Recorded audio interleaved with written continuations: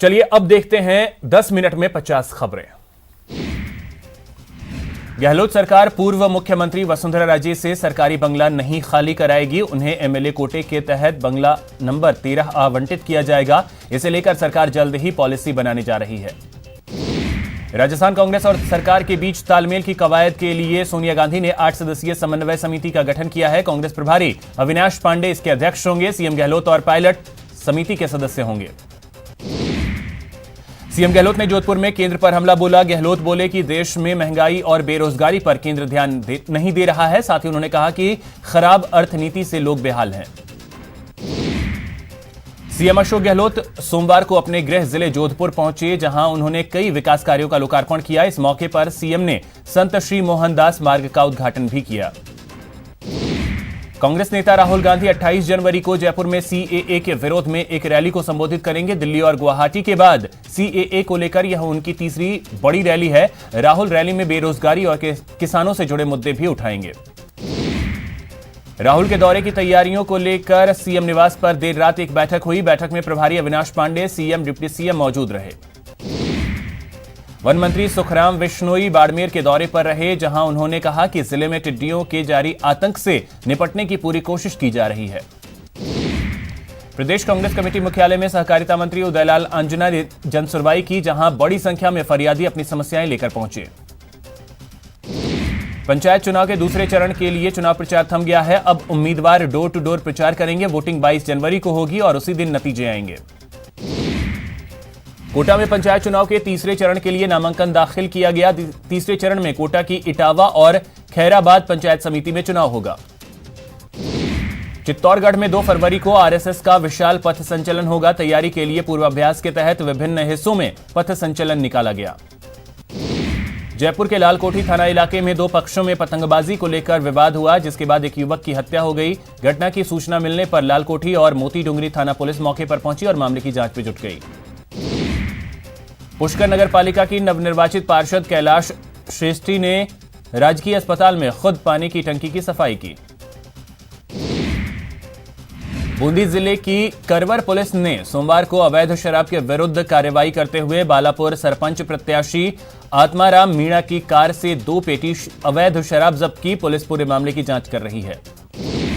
कोटा में करीब 4.5 साल पहले नाबालिग बेटी से दुष्कर्म और उसकी हत्या करने के मामले में सोमवार को पॉक्सो कोर्ट ने अपना फैसला सुनाया। कोर्ट ने आरोपी को फांसी की सजा के साथ 20,000 का जुर्माना लगाया। जयपुर के लालकोठी थाना इलाके में 2 पक्षों में पतंगबाजी को लेकर हुए विवाद में एक युवक की हत्या हो गई। घटना की सूचना मिलने पर लालकोठी और मोती डुंगरी थाना पुलिस मौके पर पहुंची और जांच में जुट गई।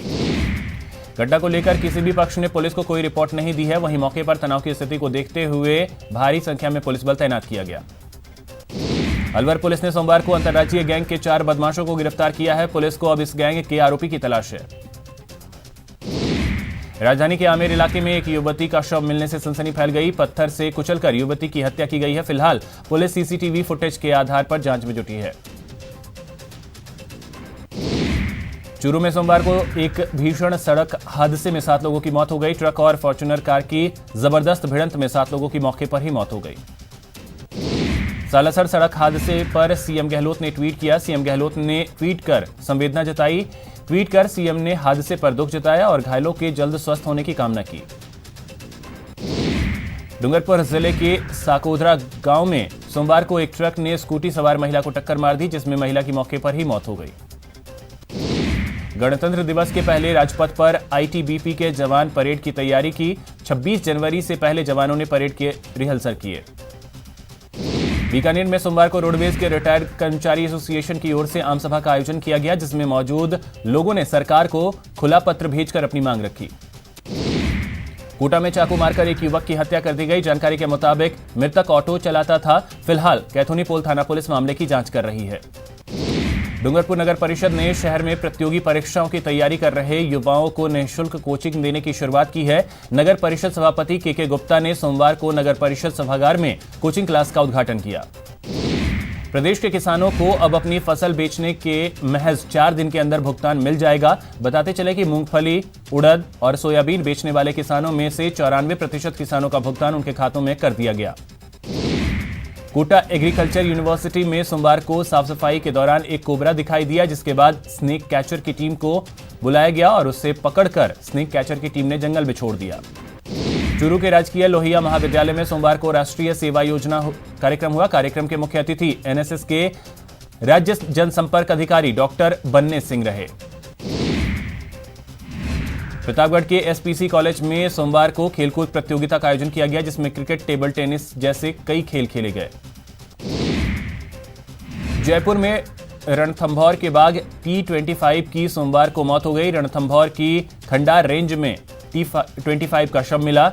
जालिम और डॉलर मेल के नाम से प्रसिद्ध था T25। मथुरा में सर्दी का सितम जारी है। करौली में एक बार फिर कोहरे का कहर देखने को मिल रहा है। कोहरे की वजह से आसपास देखने में परेशानी हो रही है। पीएम मोदी ने छात्रों के साथ परीक्षा पे चर्चा कार्यक्रम के तहत संवाद किया और बच्चों के साथ अपने जीवन के अनुभव साझा किए और बच्चों के सवालों के जवाब दिए। पीएम मोदी ने दिल्ली में देश भर के बच्चों के साथ परीक्षा पे चर्चा की। इस दौरान कोटा जिले के इटावा की छात्रा दीक्षा मीणा मौजूद रही। दिल्ली विधानसभा चुनाव के लिए भारतीय जनता पार्टी ने अपनी दूसरी लिस्ट जारी कर दी है। दूसरी लिस्ट में बीजेपी ने दिल्ली चुनाव के लिए 10 उम्मीदवारों के नाम का ऐलान किया। सीएम अरविंद केजरीवाल के खिलाफ बीजेपी ने नई दिल्ली सीट से सुनील यादव को मैदान में उतारा है। सीएए के समर्थन में आज रैली करने गृह मंत्री अमित शाह यूपी के लखनऊ जाएंगे। गृह मंत्री अमित शाह कथा पार्क बंगला बाजार में लोगों को संबोधित करेंगे। कांग्रेस ने अगले महीने होने वाले दिल्ली विधानसभा चुनाव के लिए सोमवार को 7 उम्मीदवारों की अपनी दूसरी सूची जारी कर दी। पार्टी ने रोमेश सभरवाल को नई दिल्ली सीट से चुनाव मैदान में उतारा है। इससे पहले कांग्रेस ने 54 उम्मीदवारों की पहली लिस्ट जारी की थी। दिल्ली के सीएम अरविंद केजरीवाल आज अपना नामांकन दाखिल करेंगे। कल रोड शो में देरी हो जाने के कारण केजरीवाल वक्त से नामांकन नहीं करने पहुंच पाए। आंध्र प्रदेश में 3 राजधानी के फॉर्मूले को विधानसभा से मंजूरी मिल गई है। जगनमोहन सरकार की कैबिनेट मीटिंग में 3 राजधानियों से जुड़े बिल को मंजूरी दी गई। इसके बाद यह बिल विधानसभा में पेश हुआ और सोमवार देर शाम ध्वनिमत से पास हो गया। प्रस्ताव में विशाखापत्तनम को कार्यकारी राजधानी, अमरावती को विधायी राजधानी और कुर्नूल को न्यायिक राजधानी की बात कही गई है। देश के इतिहास में यह पहला राज्य होगा जहां की 3-3 राजधानी होगी।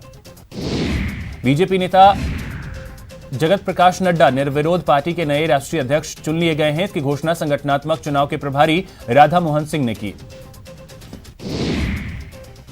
सुप्रीम कोर्ट ने निर्भया के गुनहगार पवन की उस याचिका को खारिज कर दिया है जिसमें उसने वारदात के वक्त खुद को नाबालिग होने का दावा किया था।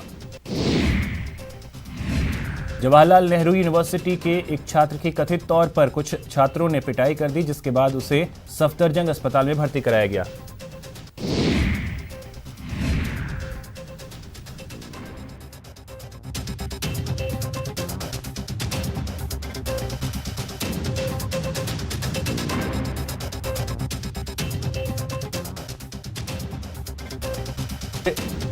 से टकराकर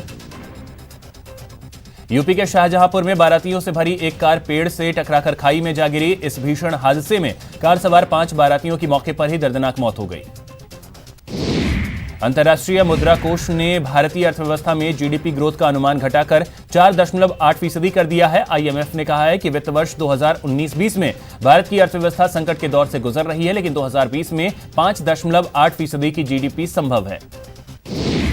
जम्मू कश्मीर के शोपियां में सुरक्षा बलों ने एक मुठभेड़ में 3 आतंकियों को मार गिराया। ढेर किए गए आतंकी हिजबुल मुजाहिदीन के हैं। मारे गए आतंकियों में एक हिजबुल का बड़ा कमांडर है, जबकि एक आतंकी जम्मू कश्मीर पुलिस में रहा था। इस साल पुलिस ने अब तक 7 बड़े आतंकी मार गिराए। हिजबुल मुजाहिदीन के आतंकवादियों को पनाह देने वाले जम्मू कश्मीर पुलिस के डीएसपी देविंदर सिंह के बांग्लादेश कनेक्शन की जांच हो रही है। जम्मू कश्मीर के डीजीपी दिलबाग सिंह ने दावा किया है कि देविंदर सिंह 2019 में 3 बार बांग्लादेश गया था, जिसकी जांच हो रही है। इराकी राजधानी के हाई सिक्योरिटी ग्रीन जोन में अमेरिकी दूतावास के पास 3 रॉकेट दागी गई। सुरक्षा सूत्रों के मुताबिक बगदाद में अमेरिकी दूतावास के पास 3 रॉकेट से इस हमले को अंजाम दिया गया। यहां रुकेंगे एक छोटे से ब्रेक के लिए।